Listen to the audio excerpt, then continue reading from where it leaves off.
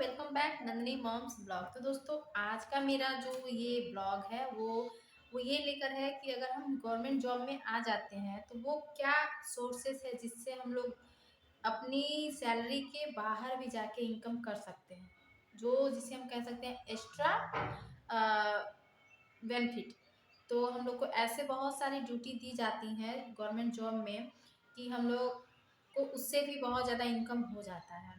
तो शिक्षा विभाग में भी ऐसा ही, अगर आप बीपीएससी टीआरई 1, बीपीएससी टीआरई 2 और बीपीएससी टीआरई 3 से रिलेटेड है तो ये वीडियो स्पेशली आप लोग के लिए है। तो जैसे देखिए, हम लोग का जब जॉब लग जाता है तो हम लोग की सैलरी आती है, लेकिन इस सैलरी के बाद भी हम लोग को ऐसे ऐसे ड्यूटी दी जाती है जिसपे हम लोग को अच्छा खासा अमाउंट हम लोग को मिलता है। तो उसी के बारे में आज मैं बात करूँगी, वो सोर्सेस आखिर में है क्या। तो पहला सोर्सेस है एग्ज़ाम ड्यूटी। देखिए, सभी का एग्ज़ाम में ड्यूटी लगता है। 10th का एग्ज़ाम हो गया या 12th का एग्ज़ाम हो गया, इन एग्ज़ाम्स में ड्यूटी लगती है।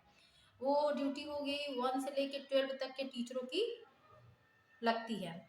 तो इसमें जो क्या है ना कि अगर 10th का एग्ज़ाम चल रहा हो, इंटर का एग्ज़ाम चल रहा हो, तो सारे टीचरों की ड्यूटी लगाई जाती है। जो भी इस ड्यूटी को करते हैं उनको पर डे के अकॉर्डिंग 50 रुपये मिलता है। अगर आपका फर्स्ट शिफ्ट में अगर ड्यूटी लगता है तो उसके लिए भी आपको 50 रुपये मिलते हैं। अगर आपके फर्स्ट और सेकेंड दोनों में ड्यूटी लगता है तो 50-50 मिलके 100 रुपये। तो एक दिन का आपका 100 रुपये बनता है। चूँकि प्लस इंटर का जो भी एग्ज़ाम होता है वो 15-16 दिन चलता है। तो उसके लिए 15-16 दिन के लिए आप समझ लीजिए कि आपको 15 में अगर आप 25 से गुणा करिए, 50 से गुणा करिएगा तो 750 के लमसम आपके होते हैं। तो इसमें ये भी है कि उन पूरे 15 दिन में आप लोग की ड्यूटी नहीं लगाई जाती है, कुछ 1-2 दिन को छोड़कर ही ड्यूटी लगाई जाती है। तो उसके अकॉर्डिंग मान के चलिए कि इसमें भी आपको अच्छा खासा इनकम हो जाता है, एक्स्ट्रा इनकम जो कहलाता है वो आपको हो जाता है। तो ये जो एग्ज़ाम ड्यूटी है वो प्राइमरी टीचर से लेके टीजीटी, पीजीटी सारे टीचर्स की इसमें ड्यूटी लगाई जाती है।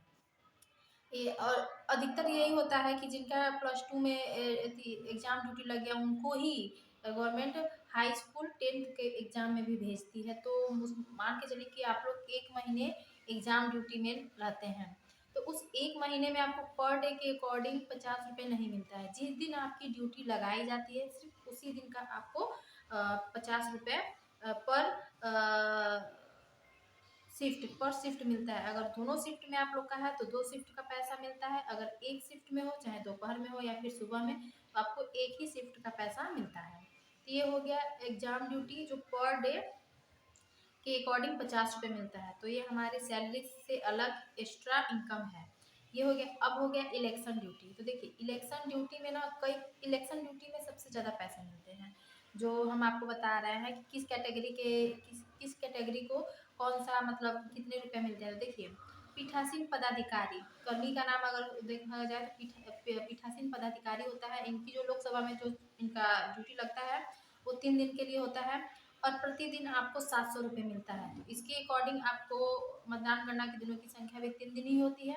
तो प्रतिदिन पीठासीन अधिकारी जो होते हैं उनको प्रतिदिन के अकॉर्डिंग 700 रुपये, एक दिन का 700 रुपये मिलता है और 3 दिन का मिला के चलिए तो 7 त्रिक 2100 रुपये आपका 3 दिन का ये हो जाता है। और मतदान पदाधिकारी आपने सुना होगा P1 P2, जिसमें मेरी भी मतलब ट्रेनिंग हुई थी। P1 में मैं थी तो मेरी ट्रेनिंग हुई थी, लेकिन मुझे इलेक्शन ड्यूटी में नहीं भेजा गया। बहुत कम ही फीमेल को इलेक्शन ड्यूटी में भेजा जाता है। मेरा भी ट्रेनिंग हुआ था लेकिन मुझे इलेक्शन ड्यूटी में नहीं भेजा गया था। मेरे यहाँ सारे जितने भी फीमेल मेल थे, मेल टीचर, सारे मेल टीचर को भेजा गया था, एक भी फीमेल टीचर को नहीं भेजा गया था। तो P1 और P2 जो भी मतदान पदाधिकारी होते हैं उनकी भी ड्यूटी 3 दिन की होती है और इनको पर डे के अकॉर्डिंग 500 रुपये मिलता है। तो मान लीजिए अगर आप 3 दिन इसमें ड्यूटी करते हैं तो आपको 1500 रुपये ऐसे ही मिल रहे हैं। अब होता है चतुर्वर्गीय कर्मी, मतलब P3, चतुर्वर्गीय कर्मी को कहते हैं P3। इसकी भी ड्यूटी होती है 3 दिन की और पर डे के अकॉर्डिंग इनको मिलता है 350 रुपये। तो ये हो गया। अब होता है सेक्टर पदाधिकारी या जोनल गश्ती दल पदाधिकारी का जो मेन जिस दिन चुनाव होता है, एक दिन उनकी ड्यूटी होती है और इनका एक दिन एक मुश्त राशि मिलती है। इनको एक मुश्त राशि मिलती है 4000 रुपये। एक मुश्त राशि मतलब एक दिन इनकी संख्या ड्यूटी करना है होता है, लेकिन इनको एक ही बार में 4000 रुपये मिलता है। अब अब हो गया सरकारी चालक, मतगणना पर्यवेक्षक, इन दोनों की जो भी ड्यूटी होती है एक एक दिन की लगती है और पर डे के अकॉर्डिंग इनको 700 रुपये मिलता है। अब मतगणना सहायक एक दिन की ड्यूटी है जो 500 रुपये मिलता है। माइक्रो पर्यवेक्षक की भी एक दिन की ड्यूटी है जो 700 रुपये मिलती है। और इनकम टैक्स इंस्पेक्टर का एक मुश्त मिलता है 2150 रुपये। इनकम टैक्स इंस्पेक्टर का जो ड्यूटी लगता है वो मिलता है 2150 रुपये। अब देखिए वीडियो सर्विलेंस टीम, मतलब ये जो भी कमेटी होता है वीडियो रिकॉर्डिंग करता है, इन सबको मिला के एक मुश्त राशि दी जाती है 2100 रुपये। और बस यही टीचर्स का तो इतना ही था। मैंने आपको बता दिया कि टीचर्स का जो भी अगर चुनाव में आप लोग की ड्यूटी लगती है तो आप लोग को अच्छी खासी चुनाव से भी इनकम, एक्स्ट्रा इनकम हो जाती है। उसमें थोड़ी ये है कि P1 P2 को उतना मतलब ज़्यादा वर्क नहीं होता है, लेकिन P2 को ज़्यादा वर्क होता है और पीठासीन पदाधिकारी को भी बहुत ज़्यादा वर्क होता है। उसके अकॉर्डिंग देखा जाए तो सैलरी अच्छी खासी मिल जाती है, मतलब 3 दिन का 2100 4000 कम नहीं है। हाँ, तो ये हमारी एक्स्ट्रा इनकम हो गई। अब है कि कॉपी चेक ड्यूटी।